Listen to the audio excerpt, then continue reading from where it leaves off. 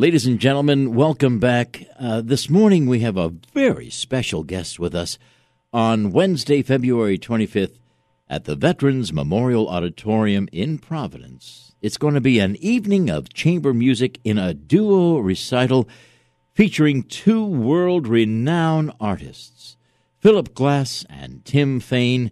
Tim Fain is a gifted violinist, perhaps best known for his performances in the Grammy-nominated hit movie The Black Swan, and his work with American composer Philip Glass. Tim joins us to chat about their upcoming appearance in Providence. And good morning, Tim. Wonderful to have you with us. Yeah, good morning, Phil. This is great. We're really looking forward to coming to Providence. It's actually, one of the two states I've never been to in the U.S. How awesome. And I've just always wanted to come, and so glad that that'll be happening this coming week. We were looking at your terrific performance on video for Khan Academy, the title of which You Can Learn Anything. You were terrific, by the way. That's a really, it's really admirable what they're doing. And that now that many schools are using their curriculum, virtually, for their students, it's so progressive, and I think the organization is really doing wonders for not only for introducing kids to technology in a way that promotes learning, but also just the learning itself. It's a wonderful tool for kids to explore knowledge and science and mathematics, etc. Tim, a perfect starting point for us because I'd like you to go back to your basic learning foundation. Where did you learn, and who taught you, and how did you learn? Well, both of my parents were real music lovers of all kinds, particularly classical, and so I would have to say that they gave me some of my first. They taught me a love of music, or I should say, maybe they allowed me to discover a love of music that has captured me from a very young age. Also, I grew up in L.A. and I was surrounded by music of all different kinds: the film industry, classical music with the L.A. Symphony, L.A. Philharmonic rather, and then my radio. I was constantly listening to my radio, changing the channels almost incessantly, from Michael Jackson to Red Hot Chili Peppers to, jazz to, Wolfgang Amadeus Mozart, and of course, Philip Glass as well. When I was a little older, I remember a moment late one night. I'd been put to bed, and I snuck out and joined my parents in the TV room.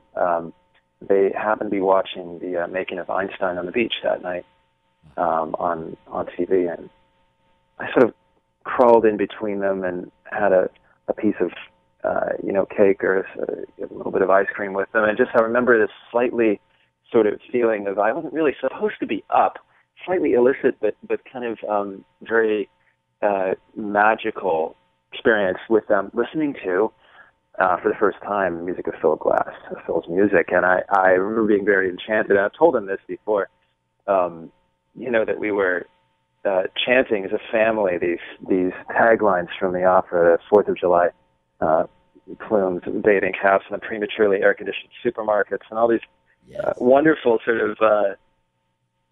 of aspects of that piece, and then the music itself, which really stuck with me. Mm-hmm. It was really in my class. I subsequently went to the Curtis Institute of Music in Philadelphia, and then the Juilliard School here in New York City for a master's. And it wasn't really until my early 20s that I rediscovered Phil's music. I agreed to play his first violin concerto. I didn't really know the piece that well, but I said, feels right. I think I'm totally gonna do this, and I started to learn it. And clearly, I was very taken with the music, and I played that piece and his second violin concerto, the American Four Seasons, a number of times, many times. Phil and I got to know each other through that first violin concerto, and we've worked subsequently together on many different projects, from concert performance of Limestone on the Beach, to touring with Leonard Cohen on a piece he wrote called Book of Longing. And then our duo concerts, Phil starts out with some of his solo piano music, and then I come out and play some of the solo violin partita, which he wrote for me it's almost 3 years old now. Wow. Hard to believe. I just recorded it. It's going to be out, I think, in the spring, a disc of Philip's solo violin music. But, along the way, I think one of the really great just pleasures for me, and just the thing that, really keeps me going in this world and in music, is that I've somehow managed to surround myself with great variety. Real, from the classical pieces which I grew up loving, concerti by Beethoven and Mendelssohn, sonatas, chamber music by Schubert and Brahms, and then in equal parts, music by living composers, working on film scores, most recently performing all of the solo violin tracks for Chiwetel Ejiofor in 12 Years a Slave. Yes. And a couple of other upcoming film projects that, start to kind of hit next few months. Yeah. B season. Yeah, B season, working with Richard Gere. Richard really, he knew his stuff, man. He really worked hard for that. There was a moment when he saw what we'd done for one scene. I believe we were playing an arrangement of one of the solo Bach partitas, and he looked at it. His note was, it sounds great, you guys, but really not using that much vibrato on screen. And he was talking about something very, very technical, very something that I would not have expected an actor to. Yeah.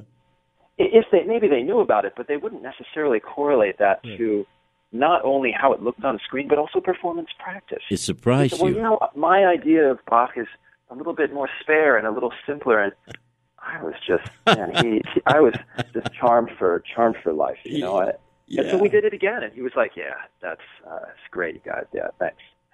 Tim, it's interesting you say that. We made him sound good, but he made us look good. Now, when you start to work with somebody for the first time, do you want to see a rough cut first before you sign on to the project, or how does that work? I feel like in the film business we're talking. Yeah. I feel that I've been very blessed, in a way to oftentimes I'll become attached to a project quite early on at the script stage. So often there is no footage to see. Often there may not even be a shooting script. It may be still in various stages of development. Mm-hmm. Yeah. So it comes down to the people involved.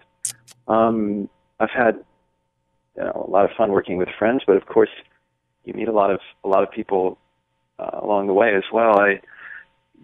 Working with Black Swan, Benjamin Milkgate had been a friend for many years before that, and he was the one who really called me up and was like, "Hey, would you like to meet with Darren Aronofsky and hear a little bit more about the project?"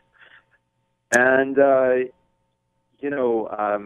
he was just at that time, I think, starting to date Natalie, and it felt like this wonderful synergy of friends and people who I really trusted. I trusted their vision to bring something about that man, I mean, I didn't think twice. Sure. As you might imagine. And 12 Years a Slave, the same way, and some other projects as well, coming up.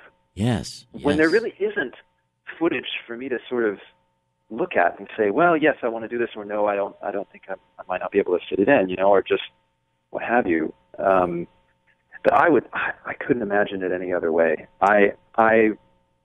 It's such, to be a part of the journey and to, sometimes the director will even be using the music that one has crafted as inspiration for the shoot or to edit against. And I think that's one of the most fascinating and satisfying qualities of being an artist is collaboration. I think you really hit on that.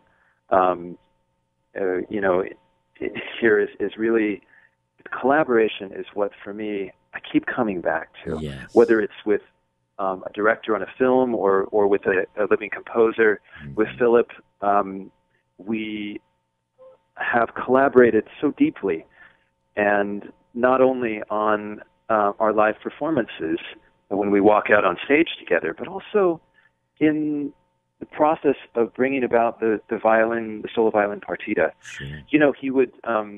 He would send me a movement or two by email and have a chance to digest it a bit, and then we'd meet wherever we were on the road together or down in the village and just kind of go over the piece. I'd play some, we'd talk, he'd sit down at his piano, we'd work things out, and just like when we left that room, we were both, I think, just like 100% happy with where the piece was going. And that being said, it's changed a bit. I remember well into our first tour with the partita, we started messing around with the way the piece was put together. We started adding things, and Phil suggested changing the movement order.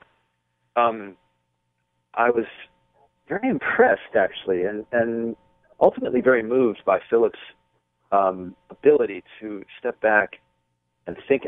Not only, it goes beyond thinking outside of a box, if you will. I mean, he was really able to step back and revisit the piece as if he'd never heard it before. Wow. That was really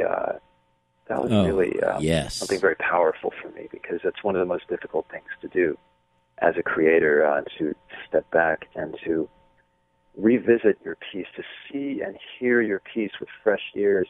Yes. Not only fresh ears, with fresh ears in a state of mind that comes without baggage, without sort of preconceptions as to how the piece should sound. Is that what you want your audience to feel? I expect many listeners may not have heard this piece before, the partita for solo violin. Mm-hmm. And I think just I'm so excited to share this new music with people. And I know that Philip may feel similarly. There's a real satisfaction with bringing across new sounds and new works that people may never have heard before. And I think in some ways the music that you'll hear, there's a really great variety of sounds you're going to hear, from some of Philip's older pieces to really some of his newest chamber works and solo works, violin and piano. Great variety, and I think particularly with the partita, it's you start to hear Philip's, these long form riffs that some of us may have become accustomed to in listening to Philip's music. The things that make his music quintessentially his own. Yes. These cascading arpeggios and undulating, repeating rhythms. You hear remnants of that in the partita, but I think he's put together these large-scale, quote, minimalist building blocks in such a way that really tells a story. It takes, as somebody who's listening, you can really just close your eyes and let this music take you on a journey from one place to the next, as opposed to letting it spin you around like a prayer wheel. Wow. Yes. And I really appreciate that. I mean, one could say maybe Phil's he's just getting better, so maybe he's just changing and he's just improving. Composers do this as they get older. It's fiddle players and instrumentalists, it's like we reach a certain point and it's sort of like, well, how can we get better? We might not be getting better sort of in the way that we physically approach the violin, but maybe we're improving in other ways. But composers really and you see this in the music of Schubert, you see it in the music of Beethoven, they just really kind of start to get better as they get older sometimes. And I think Philip's doing that. There's something to that, something to say about that, but also just that he's bringing together these building blocks that essentially he took the first 40 years of his life to develop. while he was driving cabs and working as a plumber and whatnot in the city. Amazing. And he's taking these building blocks now and just putting them together in different ways. And I think the ways that he is, the forms that he's exploring, and the emotions, the darkness, the passion that he's explored in the partita are very captivating for me, and I think in some ways a bit different than some of his other music. So it's a wonderful pleasure also to be able to play music that has been written by composers who are still alive on a violin that I play on, which is actually on loan to me by the Stradivarius Society of Chicago. It's owned by Clement and Karen Arison, who live in Buffalo, and this is a large network of families and people who understand or who really kind of get that instruments should be played. Actually, to their credit, it keeps the instruments in good condition for them to be played. It keeps the wood flexible and vibrating. So anyways, I mean, to be playing this music on a 300-year-old violin from Italy in the 1700s, early 1700s,